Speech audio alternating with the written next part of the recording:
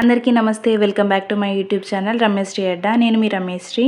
6th class science నోట్స్లో భాగంగా ఈరోజు third lesson అయినటువంటి వర్షం ఎక్కడి నుండి వస్తుంది అనే లెసన్లో ఉన్నటువంటి ఇంపార్టెంట్ పాయింట్స్ని ఇక్కడ నేను సమ్మరైజ్ చేసి రాయడం జరిగింది.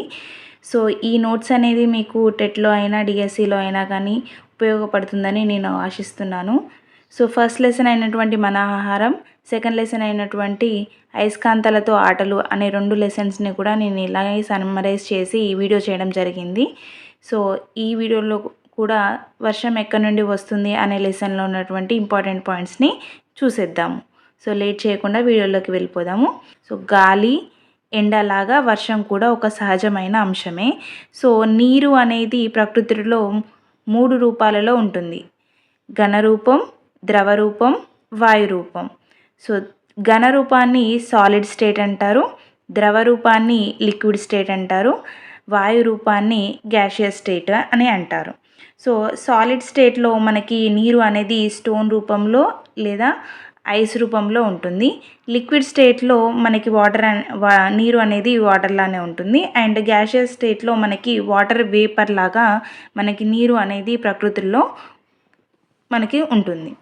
ఈ 3 రూపాలను కలిపి పదార్థ స్థితులు, స్టేట్స్ ఆఫ్ మ్యాటర్ అని అంటారు. సో ఈ 3 ఘనరూపం, ద్రవ రూపం, వాయు రూపాన్ని మూడింటిని కలిసి మనము పదార్థ స్థితులు, స్టేట్స్ ఆఫ్ మ్యాటర్ అని అంటారు. నీరు గట్టిగా గడ్డ కట్టినట్టుగా ఉంటే దాన్ని మంచుగడ్డ అని అంటారు. సో మన నీరు అనేది గట్టిగా ఉన్నటువంటి సిచ్యువేషన్స్లో, అంటే సాలిడ్ స్టేట్స్లో ఉన్నటువంటి సిచ్యువేషన్లో మనము దాన్ని మంచుగడ్డ అని అంటారు. ఇది మనకి ఘనరూపం, సాలిడ్ స్టేట్. మంచుగడ్డను వేడి చేస్తే అది నీరుగా మారుతుంది. ఏదైనా ఘన రూపాన్ని వేడి చేసినట్టయితే అది ద్రవ రూపానికి వస్తుంది. సో అలానే మంచుగడ్డని వేడి చేస్తే అది నీరుగా మారుతుంది. మన చుట్టూ ఉండే గాలిలో ఉండే నీటి ఆవిరి వాయు రూపంలో నీటిని వేడి చేస్తే అది ఆవిరిగా మారుతుంది. మన చుట్టూ ఉండే గాలిలో ఉండే నీటి ఆవిరి వాయు రూపం. సో ఆ వాయు రూపాన్ని నీటిని వేడి చేస్తే అది ఆవిరిగా మారుతుంది. నీటి ఆవిరిని చల్లబరిస్తే మళ్ళీ నీరుగా మారుతుంది. మనకి వాతావరణంలో ఉన్నటువంటి నీటి ఆవిరిని చల్లబరిస్తే మళ్ళీ అది నీరుగా మారుతుంది, అంటే వాయు రూపం నుండి ద్రవ రూపంలోకి వచ్చేస్తుంది. ఇంకా చల్లబరిస్తే అది మంచుగడ్డగా మారుతుంది, అంటే నీటి ఆవిరిని చల్లబరిస్తే నీరుగా, నీరుని ఇంకా చల్లబరిస్తే మంచుగడ్డగా మారుతుంది. సో ఇదంతా ప్రాసెస్ని మనము సమ్మరైజ్ చేసి రాయాలంటే, సో ఇక్కడ మంచుని వేడి చేస్తే నీరుగా అవుతుంది, నీటిని వేడి చేస్తే నీటి ఆవిరి అవుతుంది. సో రివర్స్ మేనర్లో నీటి ఆవిరిని చల్లబరిస్తే నీరుగా అవుతుంది, అండ్ నీరుని చల్లారిస్తే మంచుగడ్డగా అవుతుంది. సో ఘనరూపం నుండి ద్రవ రూపం, ద్రవ రూపం నుండి వాయు రూపం వేడి చేస్తే అవుతుంది, అండ్ నీటి ఆవిరి నీరుగా, నీరు మంచుగా చల్లబరిస్తే అవుతుంది. వాన చినుకు ఆకారం నిజానికి మనకు కనిపించినట్లుగా గుండ్రంగా ఉండదు. సో వర్షం పడేటప్పుడు మనకి వాన చినుకు అనేది మనకి రౌండ్గా అనిపిస్తుంది, కానీ అది రౌండ్గా ఉండదు. మేఘంలోంచి జారి పడుతున్నప్పుడు అలా కనిపిస్తుంది మాత్రం, అంతే. వాన చినుకు గంటకు 7 నుంచి 18 మైళ్ళ వేగంతో ప్రయాణిస్తుంది. 1 మైల్ అంటే 1.60934 కిలోమీటర్స్ అండి. సో ఇలా మనకి ఒక వాన చినుకు అనేది సుమారుగా 7 నుండి 18 మైళ్ళ వేగంతో ప్రయాణిస్తుంది. అలాగే 0.02 నుండి 0.31 అంగుళం వ్యాసార్థం కలిగి ఉంటుంది వాన చినుకు అనేది. ఇది చాలా ఇంపార్టెంట్. సో బాక్స్లో ఇచ్చారు మనకి టెక్స్ట్ బుక్లో. అండ్ మేఘాలన్నీ వర్షాలను ఇవ్వవు. మనకి కనిపించే క్లౌడ్స్ అన్నీ మనకి వర్షాన్ని ఇవ్వవు. ఎందుకు అనంటే కొన్ని మేఘాలు తెల్లగా ఉంటాయి, కొన్ని మేఘాలు కారు మబ్బుతో కలిసి ఉంటాయి. సో మనకి ఈ నలుపు రంగులో ఉన్నటువంటి మేఘాలు మాత్రమే మనకి వర్షాన్ని ఇస్తాయి, తెల్లగా ఉన్న మేఘాలు మాత్రం మనకి వర్షాన్ని ఇవ్వవు. సో అన్ని మేఘాలన్నీ మనకి వర్షాన్ని ఇవ్వవు. నీటి ఆవిరిగా మార్చే ప్రక్రియను బాష్పీభవనం, ఎగురుట, ఎవాపరేషన్ అంటారు. సో మనని నీటి ఆవిరిగా మార్చే ప్రక్రియను బాష్పీభవనం, ఎవాపరేషన్ అంటారు. ఎగ్జాంపుల్కి వచ్చినట్టయితే ఎండలో మనము బట్టలు ఆరవేస్తాం కదా, సో అప్పుడు నీటి గుంటల్లోని నీరు క్రమంగా ఆవిరైపోవడం. సో ఈ 2 అనేవి ఎగ్జాంపుల్స్. మనకి ఎండలో బట్టలు ఆరేసినప్పుడు నీరు అనేది నీటి ఆవిరిగా పైకెళ్ళిపోయి మనకి బట్టలనేవి ఆరిపోతాయి. సో ఇక్కడ మనకి ఎవాపరేషన్ జరిగింది, బాష్పీభవనం జరిగింది. నీటి గుంటల్లోని నీరు క్రమంగా ఆవిరైపోవడం. ఫర్ ఎగ్జాంపుల్ మనకు నీటి గుంట వరకు వెళ్ళకపోయినా కానీ మనం ఒక బౌల్లో ఒక వాటర్ పోసేసి ఒక 2 days తర్వాత చూస్తే వాటర్ లెవెల్ అనేది డిక్రీజ్ అయిపోయి ఉంటుంది. సో అక్కడ వాటర్ అనేది ఎవాపరేట్ అయిపోయి నీటి ఆవిరిగా వెళ్ళిపోయింది. సో ఈ ప్రాసెస్ని ఈ ప్రక్రియను మనము బాష్పీభవనం, ఎవాపరేషన్ అని అంటారు. ద్రవం తన ఉపరితలం నుండి ఏ ఉష్ణోగ్రత వద్దైనా ఆవిరిగా మారే ప్రక్రియను బాష్పీభవనం అంటారు. సో దీనికి కరెక్ట్ డెఫినేషన్ వచ్చినట్టయితే ద్రవం నీరు అనేది తన ఉపరితలం నుండి, సో వాతావరణం నుండి ఏ ఉష్ణోగ్రత వద్దైనా ఎక్కడైనా కానీ ఆవిరిగా మారే ప్రక్రియను బాష్పీభవనం, ఎవాపరేషన్ అని అంటారు. సో ఇది డెఫినేషన్ అండి. సో మనకి ఇక్కడ ఎగ్జాంపుల్ లాగా రాశాను. నీటి వనరులైన సముద్రాలు, మహాసముద్రాలు, నదులు, చెరువులు మొదలైన ఉపరితలాల నుండి నిరంతరంగా నీరు బాష్పీభవనం చెందుతుంది. సో నీరు అనేది సముద్రాల నుంచి బాష్పీభవనం చెంది సూర్యరశ్మి వల్ల, సన్లైట్ వల్ల, వీచే గాలి వల్ల వాటిలోని నీరు ఏమవుతుంది, నీటి ఆవిరిగా మారుతుంది. సో ఎవాపరేషన్ అయ్యి నీరు అనేది నీటి ఆవిరిగా మారుతుంది. తర్వాత మేఘాలుగా మారుతుంది. నీటి ఆవిరి ఏమవుతుంది, మేఘాలుగా మారుతుంది. సో నీటి ఆవిరి నీరుగా మారే ప్రక్రియను సాంద్రీకరణం అంటారు. సో నీరు నీటి ఆవిరిగా మారే ప్రక్రియనేమో బాష్పీభవనం అంటే, నీటి ఆవిరి నీరుగా మారే ప్రక్రియను సాంద్రీకరణం, కండెన్సేషన్ అని అంటారు.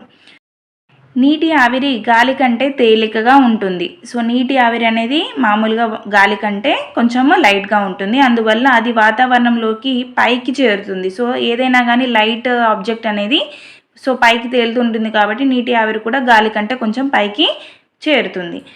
భూతలం నుండి పైకి వెళ్ళే కొద్దీ గాలి చల్లబడుతుంది. సో అక్కడ పైకి చేరిన నీటి ఆవిరి అక్కడున్న చల్లని గాలులను తాకి సూక్ష్మమైన చిన్న చిన్న నీటి బిందువులుగా మారుతుంది. సో ఆ నీటి బిందువులే గాలిలోకి తేలుతూ మనకి మేఘాల రూపంలో కనిపిస్తాయి. సో నీటి ఆవిరి అనేది పైకి వెళ్ళినప్పుడు చల్లగాలి ఉంటుంది. సో అక్కడ మనకి ఆ నీటి ఆవిరి అనేది సూక్ష్మమైన నీటి బిందువులుగా మారుతుంది. సో ఆ నీటి బిందువులు ఏం చేస్తాయి, గాలిలో తేలుతూ మేఘాలుగా మనకి కనిపిస్తాయి.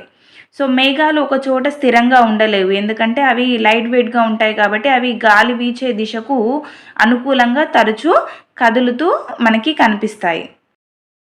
కొన్ని మేఘాలు కలిసిపోయి అధిక నీటి ఆవిరితో నిండిపోతాయి. సో 2 మేఘాలు ఒకదానిగా కలిసిపోయి అవి అధిక నీటి ఆవిరితో నిండిపోతాయి. ఆ మేఘాలు గాలి ప్రవాహాల వల్ల సముద్రాల నుండి భూతలం వైపుకు ప్రయాణిస్తూ వాతావరణంలోని పై పొరలలో ఉండే చల్లని వాయువుల వల్ల చల్లబడతాయి. సో మనకి 2-3 మేఘాలు ఒకటిగా కలిసిపోయి అవి గాలి ప్రవాహాల వల్ల సముద్రాల నుంచి మనకి భూమి సైడ్ అంటే ఎర్త్ సైడ్ వస్తూ అండ్ వాతావరణంలోని పై పొరలలో ఉండే చల్లని గాలుల వల్ల అవి చల్లబడతాయి. మేఘాలు మరింతగా చల్లబడినప్పుడు అందులో తేమ బిందువులు పెద్దవై మేఘాలు బరువుగా మారుతాయి.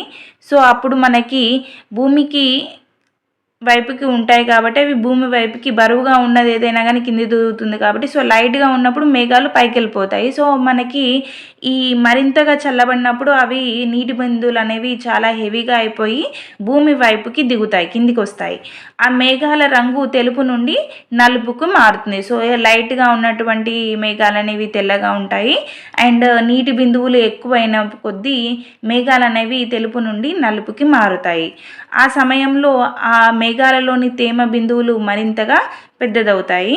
మేఘాలు వాటికి ఇక నిలుపుకోలేక తేమ బిందువులను కిందికి రాలటం ప్రారంభమవుతుంది. సో దీన్నే మనము వర్షం కురవడం అని అంటాము. సో నీటి బిందువులు హెవీ అయిన కొద్దీ మనకి మేఘాలు అనేవి తెలుపు నుండి నలుపుగా మారుతాయి. ఆ నీటి బిందువులు ఇంకా ఆపుకోలేక కిందికి రాలడం జరుగుతుంది. సో దీనినే మనము వర్షం కురవడం అని అంటాము. వర్షం కురిసే ముందు మేఘాలు భూమి వైపుకు దిగటం, చల్లని గాలులు వీచేటప్పుడు కొన్ని సందర్భాలలో నీటి బిందువులు చిన్న చిన్న మంచు స్ఫటికాలుగా ఘనీభవించి మనకు మంచు కురుస్తున్నట్టుగా కనిపిస్తుంది. సో పెద్ద పెద్ద నీటి బిందువులు ఘనీభవించి మంచు ముక్కలుగా కిందికి పడతాయి. సో పెద్ద పెద్దవి నీటి బిందువులు ఒక్కొక్కసారిగా మనకి చల్లలు కానీ వీల్చేటప్పుడు మనకి స్ఫటికాలుగా ఘనీభవించి మనకి పెద్ద పెద్ద మంచు ముక్కల్లాగా కిందకు పడతాయి. సో వీటినే మనము వడగన్లు అని అంటాము. రాష్ట్రంలో జూన్ నుండి సెప్టెంబర్ వరకు నైరుతి మూల నుండి గాలులు వీస్తుంటాయి. కాబట్టి వీటిని నైరుతి ఋతుపవనాలు అని అంటారు. సౌత్ వెస్ట్ మాన్సూన్స్ అంటే మనకి జూన్ నుండి సెప్టెంబర్ వరకు నైరుతి మూల నుండి గాలులు వీస్తుంటాయి. సో మనకు అప్పుడు పడే వర్షాలని నైరుతి ఋతుపవనాలు అని అంటారు. అండ్ అలానే నవంబర్ నుండి డిసెంబర్ నెలలలో ఈశాన్య మూల నుండి గాలులు వీస్తుంటాయి. కాబట్టి వీటిని ఈశాన్య ఋతుపవనాలు, నార్త్ ఈస్ట్ మాన్సూన్ విండ్స్ అని అంటారు. సో నీరు బాష్పీభవనం చెంది నీటి ఆవిరిగా మారడం, నీటి ఆవిరిగా మేఘాలుగా రూపొందడం, మేఘాలు తిరిగి సాంద్రీకరణం ద్వారా వర్షంగా కురవడం, ఈ ప్రక్రియను జలచక్రం, వాటర్ సైకిల్ అంటారు. సో మనకి ఇక్కడ వాటర్ సైకిల్ యొక్క డయాగ్రామ్ చూసుకున్నట్టయితే మనకి వర్షం పడ్డప్పుడు ఆ నీరు అనేది ప్రవాహాలుగా మారి కాలువలుగా, సముద్రాలుగా మారుతుంది కదా. సో ఆ నీరు అనేది సూర్యరశ్మి, సన్లైట్ ద్వారా బాష్పీభవనం చెంది మనకి మేఘాలుగా మారుతుంది. సో ఆ మేఘాలుగా మారినటువంటి నీటి ఆవిరి అనేది సాంద్రీకరణం ద్వారా మళ్ళీ కండెన్సేషన్, సాంద్రీకరణం ద్వారా తిరిగి మళ్ళీ వర్షంగా కురిసేదాన్ని, ఈ ప్రక్రియను మొత్తాన్ని జలచక్రం, వాటర్ సైకిల్ అని అంటారు. సో మనకి వాటర్ ఫ్యాక్టరీస్, వెహికల్స్ నుండి వెలువడే సల్ఫర్ డయాక్సైడ్, నైట్రోజన్ డయాక్సైడ్లతో మేఘాలు కలుషితమైనప్పుడు మనకి ఆమ్ల వర్షాలు కురుస్తాయి, యాసిడ్ రెయిన్స్ అనేవి కురుస్తాయి. అడవులు నరికివేయడం వల్ల, ఫ్యాక్టరీస్ కాలుష్యాల వల్ల భూ వాతావరణం వేడెక్కుతుంది. అందువల్ల మేఘాలు చల్లబడడానికి కావాల్సిన పరిస్థితులు తగ్గిపోతున్నాయి. ఇది వర్షాలు తగ్గిపోవడానికి కారణమవుతుంది. కాబట్టి జలచక్రంలో అంతరాయం వరదలకు, కరువులకు దారితీస్తుంది. సో మనము ఎంతగా నేచర్ని ప్రొటెక్ట్ చేస్తే మనల్ని నేచర్ అనేది అంత బాగా ప్రొటెక్ట్ చేస్తుంది. సతత హరితారణ్యాలు అంటే సంవత్సరం మొత్తం పచ్చగా ఉండి ఆకురాల్చని చెట్లతో కూడిన అడవులను మనము సతత హరితారణ్యాలు అని అంటాము.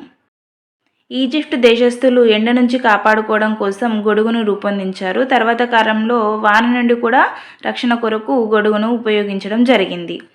వర్షపు చినుకులు చాలా చిన్నవిగా ఉంటే వాటిని సమిష్టిగా వర్షపు తుంపర అని అంటారు. ఎక్కడి నుండి వస్తుంది అనే లెసన్లో పాయింట్స్ని కవర్ చేయడం జరిగింది. ఈ వీడియో మీకు ఎంతగానో యూజ్ అయిందని అనుకుంటున్నాను. ఈ వీడియో మనకు కనుక నచ్చినట్టయితే లైక్ చేయండి, షేర్ చేయండి అండ్ మన ఛానల్ని సబ్స్క్రైబ్ చేసుకోండి. Thank you so much for watching.